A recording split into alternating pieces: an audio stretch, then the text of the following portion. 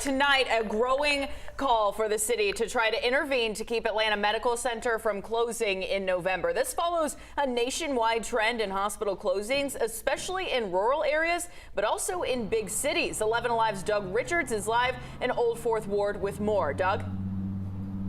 You know, discussions of of the healthcare marketplace can become a flashpoint in the world of politics. But in the world of medicine, the healthcare marketplace appears to be what's driving the Atlanta Medical Center to close its doors.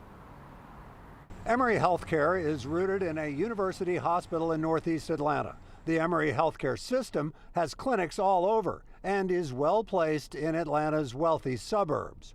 As a teaching hospital, it not only draws patients, but it also draws doctors, says Alan Sager of Boston University.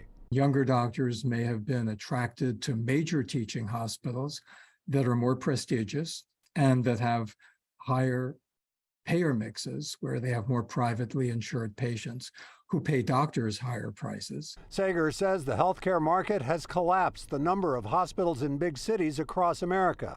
Over the last 12 years, he's documented hospital closings in almost every major city in the United States.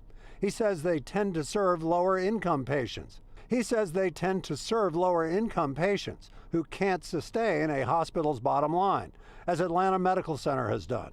Atlanta Mayor Andre Dickens says he expects to meet with hospital officials next week to try to see if they can stay open. Yeah, if we don't get this rectified, lives could be at stake because so many people utilize those facilities and for care. Sager says size matters in healthcare.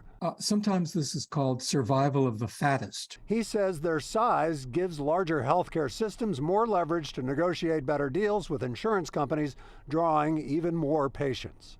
The well-insured patients from higher income suburbs will come into a city to the major teaching hospital, but not to the lower reputation one. The Atlanta Medical Center also lacks the huge pool of medical students that a place like Emory might have, which not only helps fill gaps in staffing sometimes, but also would make them inclined once they graduate and become doctors to actually want to stay in the system that got them their degrees.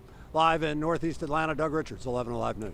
Doug, will be interesting to see what happens next. Thanks for that report. And you can read more about the closing of AMC inside the 11 Alive News app. You can just scan the QR code right here on your screen. We'll take you right to the App Store where you can download it for free.